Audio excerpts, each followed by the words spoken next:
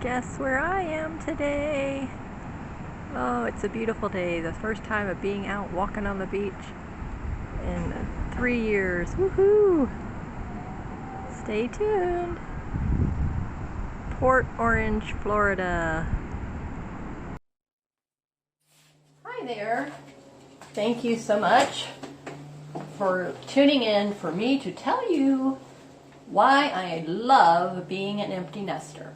It has not always been that way, but I'm going to share 5 reasons with you. I'm Marcia, by the way, and we are a happily married couple for 36 years this June, and I have a daughter who will be 34 this year. She has been married for 8 years, I believe. She was married 2016. Is that 7 years or 8 years? Losing track. I think it's 8 years. So, for the first 25 years of her life, she lived with us, and it was a major adjustment. I had like a little mini crying,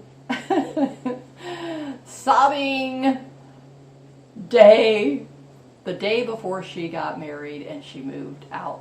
It was absolutely ridiculously sad that I would feel that way. And it took me quite a long time to soften that empty space in my house. Yeah, I saw her still, but it was so different, you know what I'm saying? And I really thought about that, and I thought, why did it hit me so hard? And it was because when I got Lyme disease in 2004, and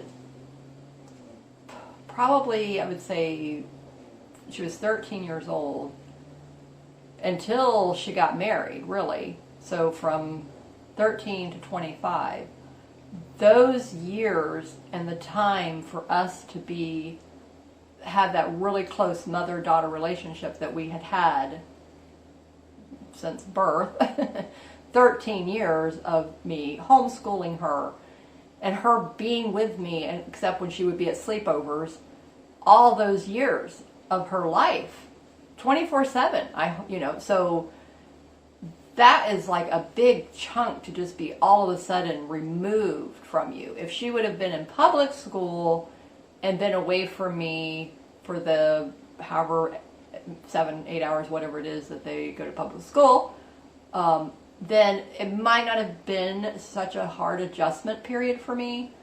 And then she did start working when she was 18, so she was going to work, working 6 to 8 hours. But I knew she was going to be coming home, you see. But this was different. She wasn't going to be coming home anymore. And so it was like I said, it was a huge emotional, traumatic thing for me to be without her beautiful little personality and face in my life every single day. It was really, really rough. But the last 2 years, I would say, I have finally learned how to embrace Marcia's alone time. And I'm going to share that with you now. Okay, number 1 is I am only responsible for me. Little old me. There's no more, I need to get up because maybe I'll make her breakfast or my husband breakfast, or go and do something, plan something, you know what I'm saying?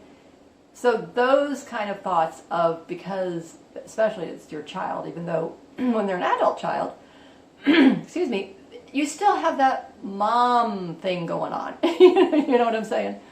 So I have just learned how to embrace Marcia is only responsible for Marcia now. Marcia's not responsible for her husband, her mother, her daughter, her friends, no one.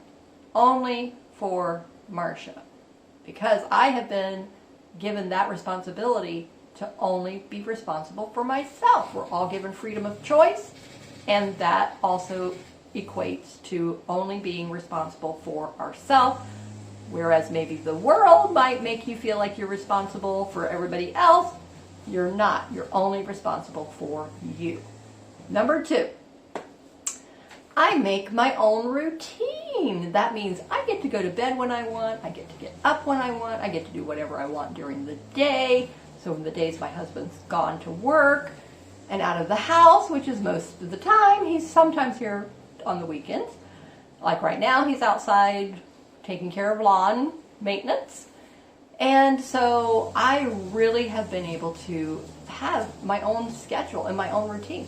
So I have really been able to change my perception and my mindset and mind shift of this whole being alone thing and responsible for myself and being an adult.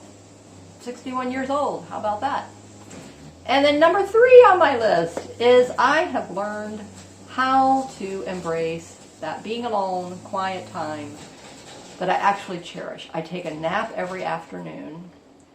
And finally, we have a routine, my husband and I. He knows now. My nap time is generally the set time in the afternoon, late afternoon. And I have to take at least an hour and a half nap. So he knows that my phone goes into airplane mode so that it's completely quiet. And I will text him in case he forgets because he goes into a panic because I haven't answered my phone. And then he calls my daughter. Have you talked to Mom? Is she okay? I mean, this whole thing. He is just like the most, oh my word, overprotective husband. The helicopter mom, well, it's the helicopter dad and husband. Okay.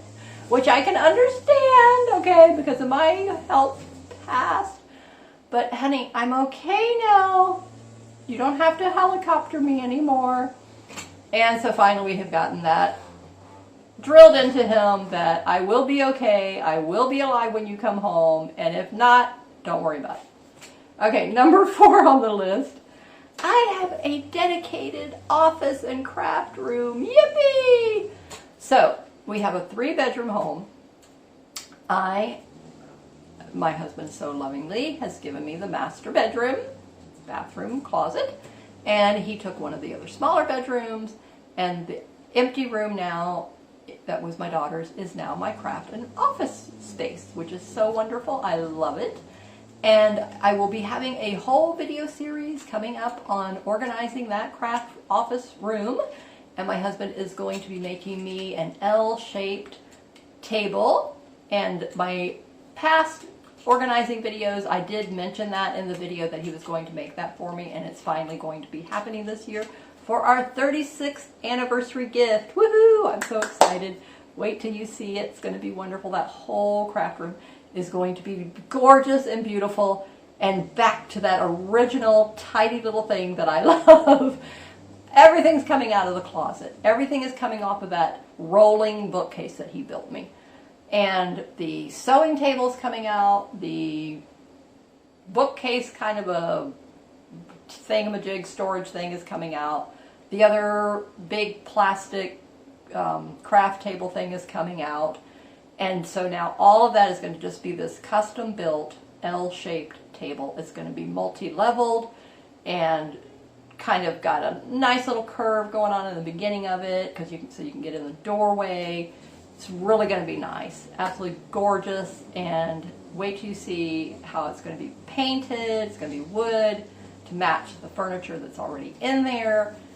Absolutely excited, over the moon. Can you tell? Yes, I'm so excited. Okay, number 5 on my list, and this one might surprise you. I love being an empty nester now because I see that I raised my daughter, yes, with the help of my husband. He did help a little bit. To thrive, to be a responsible, beautiful young adult, to be a wife and one day a mother.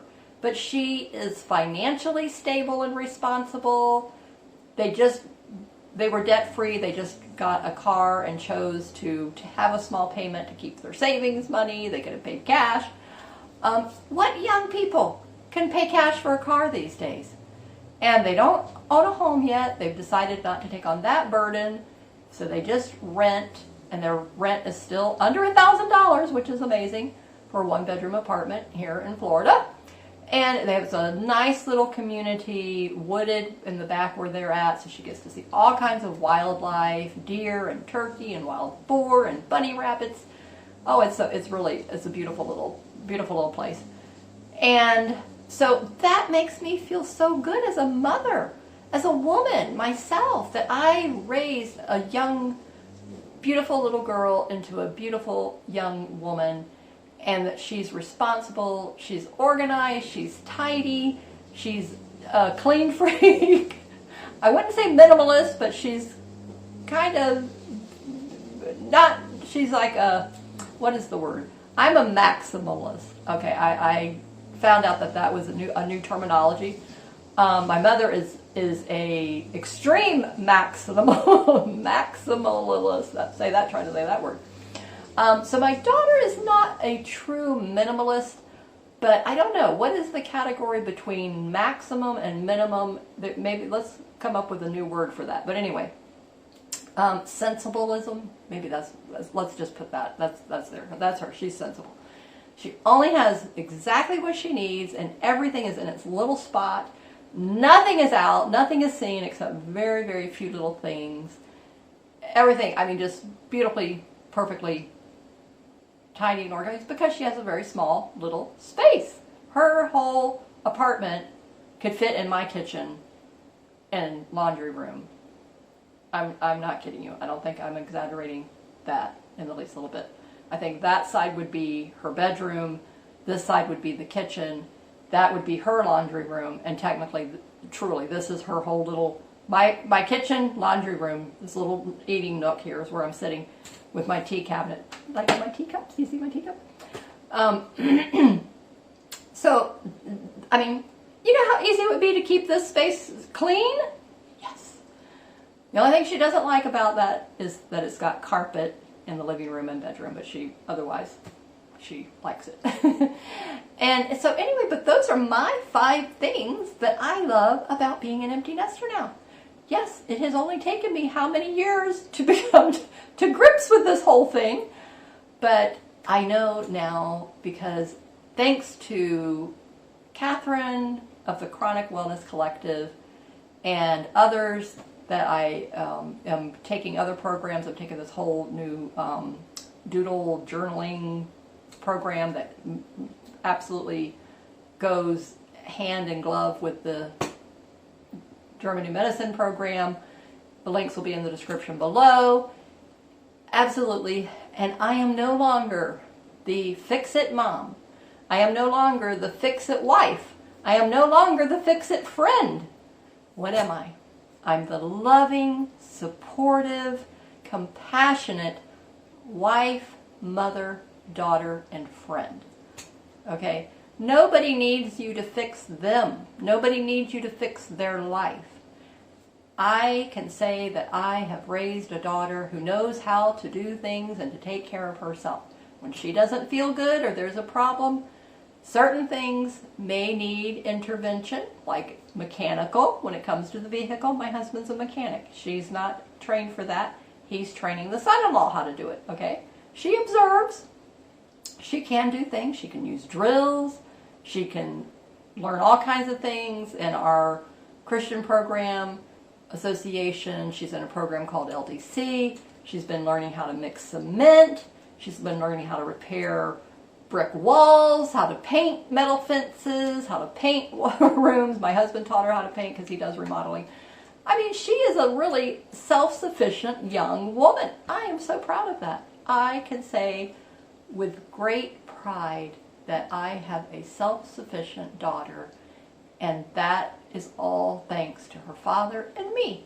So be proud that you're an empty nester and that you raised a child who is capable to make it in this world and take care of themselves. And then that now frees up for me to be my authentic self again, to find my voice, to take back my power, to take care of me.